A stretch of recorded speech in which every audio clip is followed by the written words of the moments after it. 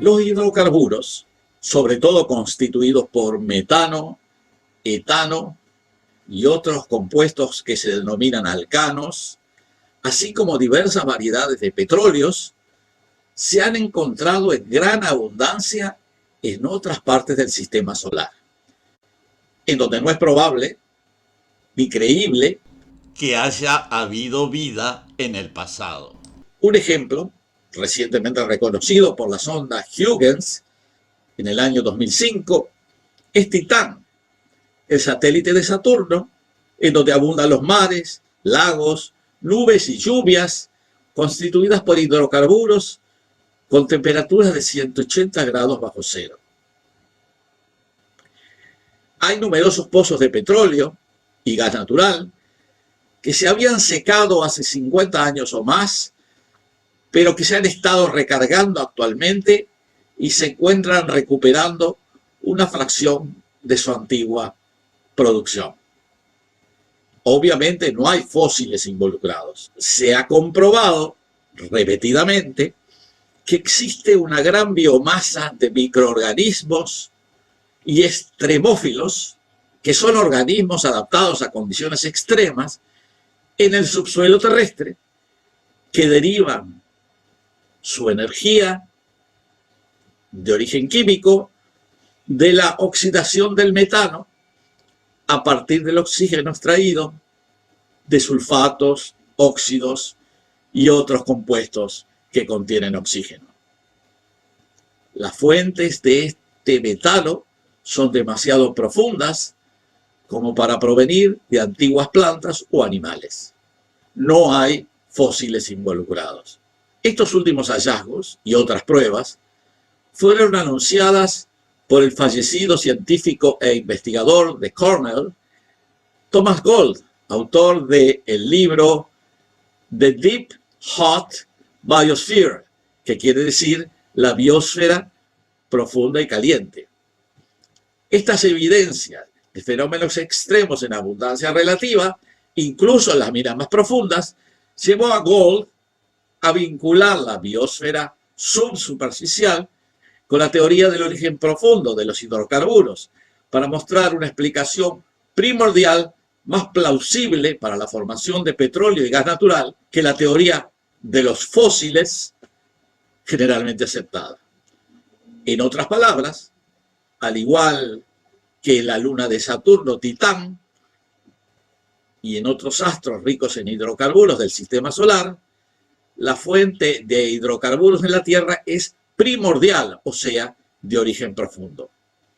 Expresa Gold que a medida que uno se adentra en la corteza terrestre, observa que la vida microbiana normalmente aprovecha los hidrocarburos como fuente de energía.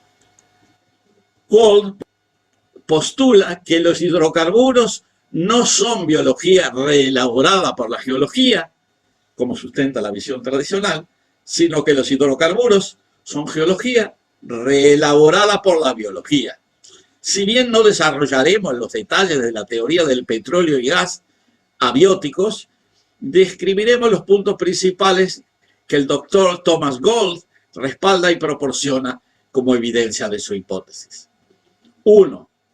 Los hidrocarburos son primordiales. Los hidrocarburos, como en otros lugares del sistema solar, están aquí desde el nacimiento del planeta. 2. La Tierra fue sometida en su historia geológica solo a un derretimiento parcial. 3. Los hidrocarburos son estables a gran profundidad. La alta presión estabiliza considerablemente los hidrocarburos contra la disociación térmica. 4. Las rocas profundas contienen poros.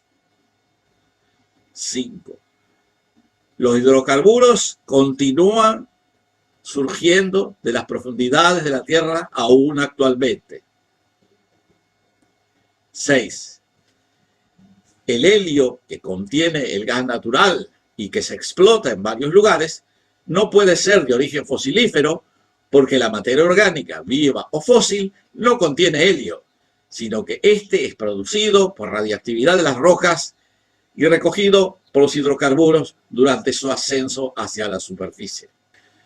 La teoría actualmente aceptada de los combustibles fósiles es que los hidrocarburos se formaron a partir de restos descompuestos de materia orgánica antigua, lo que llamamos fósiles, que de alguna manera se hundieron en la tierra profunda y quedaron atrapados en formaciones rocosas, sedimentarias. Las presiones incrementadas ayudaron a convertir el material orgánico a lo largo del tiempo en hidrocarburos. Bueno, los hidrocarburos se encuentran en profundidades donde no queda vida superficial que pueda haber sido geológicamente sumergida o subducida. La física de cómo los antiguos materiales orgánicos o los hidrocarburos resultantes se hundieron profundamente en la Tierra aún no se ha explicado. Además, se han encontrado hidrocarburos en formaciones cristalinas no sedimentarias. El origen abiótico de los hidrocarburos parece finalmente demostrado. Una parte del petróleo que se está extrayendo en el mundo, en particular en América del Norte, en los Estados Unidos, proviene de formaciones sedimentarias de baja permeabilidad, lo que se llama en geología los esquistos. A continuación hablaremos de este tema que tiende a confirmar la hipótesis ampliamente demostrada a esta altura de que el petróleo no es de origen fósil, sino de origen mineral. En geología se utiliza la palabra esquistos para referirse a formaciones sedimentarias de baja permeabilidad, principalmente arcillosas o arcillo-limosas. Estas formaciones tienen potencial para recibir o albergar considerables volúmenes de hidrocarburos, petróleo y gas natural, y en las últimas décadas se ha desarrollado su explotación utilizando tecnologías innovativas a las cuales nos vamos a referir en este video.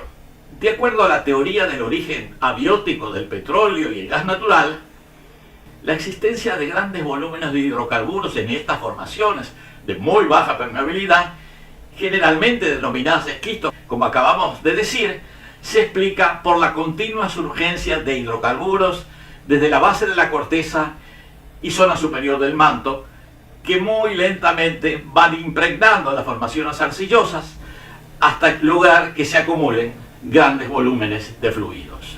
Esta surgencia, y a pesar de la bajísima permeabilidad de los esquistos, la duración en el tiempo de la surgencia e impregnación permite que se desarrollen yacimientos importantes en estas formaciones. Como resultado de estos procesos geológicos, que como decía duraron millones de años, en muchas formaciones de esquistos se acumularon grandes cantidades de hidrocarburos, ya sea bajo la forma de gas natural o de petróleo. Hasta hace algunos años los esquistos eran considerados formaciones estériles desde el punto de vista de la producción petrolera, pero ya hace más de varias décadas que se demostró, particularmente en los Estados Unidos, que su explotación es posible y altamente productiva. Para ello comenzó a aplicarse con éxito y luego se extendió la tecnología del fracking o fracturación hidráulica, que paso a explicar a continuación. La tecnología del fracking o fracturación hidráulica está constituida por un conjunto de métodos utilizados para la extracción de petróleo y o gas natural de formaciones de baja permeabilidad constituidas, tal como decía anteriormente, por esquistos sedimentarios con elevado contenido de arcillas. En estas formaciones no es posible aplicar técnicas de perforación para lograr la surgencia natural o el bombeo de los fluidos petrolíferos o gasíferos, que generalmente son utilizadas en formaciones permeables, tales como areniscas, calizas fisuradas o rocas tenaces. Requiere desarrollar una tecnología de extracción diferente. La fracturación hidráulica, que es la que permite acceder a los fluidos hidrocarbonosos de los esquistos, es una técnica en la que se inyectan grandes volúmenes de agua y arena y pequeños volúmenes de aditivos químicos en formaciones subterráneas de baja permeabilidad para aumentar el flujo de petróleo o gas natural. La presión de inyección del fluido bombeado crea fracturas que mejoran el flujo, y la arena u otro material grueso mantiene abiertas las fracturas. La mayor parte del fluido inyectado regresa al pozo y se bombea a la superficie. Para que la fracturación hidráulica sea efectiva, se requiere la perforación de un pozo vertical u horizontal, entubado y cementado, a menudo de más de 2.500 metros de profundidad, con el objetivo de generar uno o varios canales de elevada permeabilidad a través de la inyección de agua a alta presión, de modo que supere la resistencia de la roca y abra una fractura controlada en el fondo del pozo o en la sección deseada de la formación contenedora del hidrocarburo. Como decía anteriormente, el agua a presión que es inyectada en el pozo es mezclada con algún material apuntalante y productos químicos con el objetivo de ampliar las fracturas existentes en el sustrato rocoso que encierra el gas o el petróleo. Estas fracturas pueden ser designadas como microfracturas y son típicamente menores de 1 milímetro. La inyección hidráulica tiene como fin ensanchar esas fracturas preexistentes y crear nuevas para favorecer la salida de los fluidos hidrocarbonosos hacia la superficie. La mayor parte del fluido inyectado, como decía, regresa al pozo y se bombea a la superficie. La fracturación hidráulica es una tecnología desarrollada primeramente en los Estados Unidos a partir de 1949 y su utilización se fue extendiendo gradualmente para incrementar su aplicación en los primeros años de este siglo. De acuerdo al Departamento de Energía de los Estados Unidos, en el 2013, por lo menos 2 millones de pozos de petróleo y gas natural habían sido fracturados hidráulicamente, y que de los nuevos pozos perforados, 95% habían sido realizados utilizando fracking. En la actualidad, la producción de estos pozos perforados en esquistos y fracturados hidráulicamente en los Estados Unidos constituye el 43% de la producción de petróleo y 67% de la producción de gas natural. La fracturación hidráulica también se ha extendido a muchos países del mundo, incluyendo Rusia, Canadá, Venezuela y Australia. De todas maneras, otros países, debido a preocupaciones ambientales, como Francia y Bélgica, han prohibido su utilización.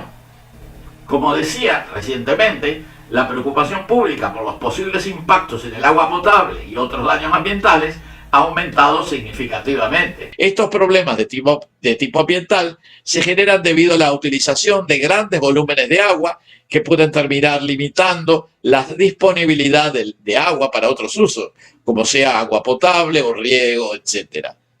Al mismo tiempo, el uso continuo de arena en los fluidos puede también reducir la disponibilidad de arena en algunos lugares donde la arena no abunda.